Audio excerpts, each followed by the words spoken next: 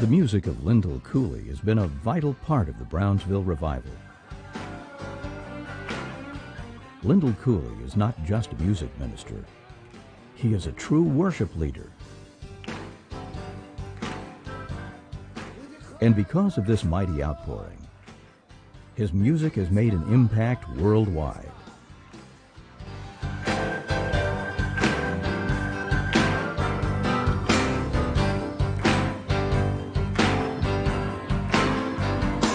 You are God of the heavens and God of the earth.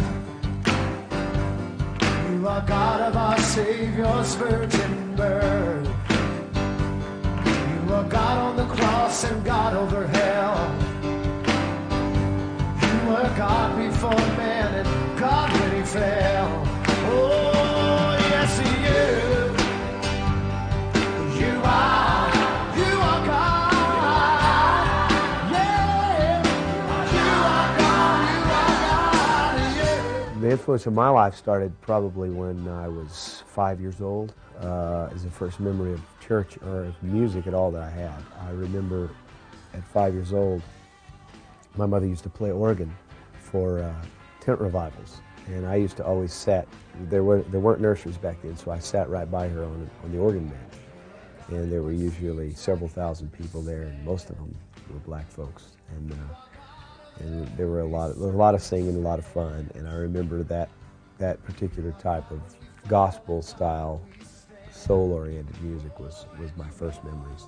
That's what got me involved. It got me interested because it moved me. When Lyndall was just 5 years old, he began playing drums. But at the age of 14, he received a vision from the Lord to use music to reach the world. He began learning to play organ and piano. He played with Southern gospel artist Rusty Goodman, and then began playing as a studio musician. Later, Lyndall was hired as an arranger for the Christ Church Choir in Nashville, Tennessee. He found himself in the recording studio with celebrities Dolly Parton, Garth Brooks, Reba McEntire, and many more. In 1994, God began to change Lyndall's direction. Before I moved here, Pastor called me, and Pastor Kilpatrick called me, Pastor John called me probably February of '95. And we were back and forth on the phone because my first reaction was no. Yeah, '95, February. And I didn't come to April. Because I think his music director had left or had notified him. He called me like the week after the music director who was here before me, Tom, had let him know he was leaving. And he had left due to illnesses in his family. And I was driving from the church to the nursing home to see my mother. And I remember the Lord spoke to me on the way to the nursing home, and he said, you know, if you don't stop being so critical, he said, I'm going to have to pass you by. And God was dealing with me about some criticism that I had in my life over certain things, religious programming and different things.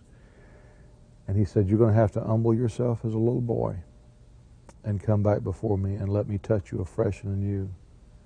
He said, if you don't do that, I'm going to have to pass you by. And I pulled my car off the side of the road, and I began to pray, and I began to humble myself. And that's when the Lord spoke to me, and he said, to call Lyndall and tell Lyndall that he's going to be your next music director. Well, I called Lyndall that day on my car phone. The Lord, Pastor John said, I've got to tell you, the Lord spoke to me and says, you're the guy who's supposed to come to Pensacola. You know. And he laughed, because he said he never wanted to be a music director again. And so he laughed. And I said, don't laugh. I said, you're going to come. I said, I've heard from God. You're coming. And he said, well, okay. And I just sort of left it off. Florida's not my place. I like the hills. I don't like the beaches.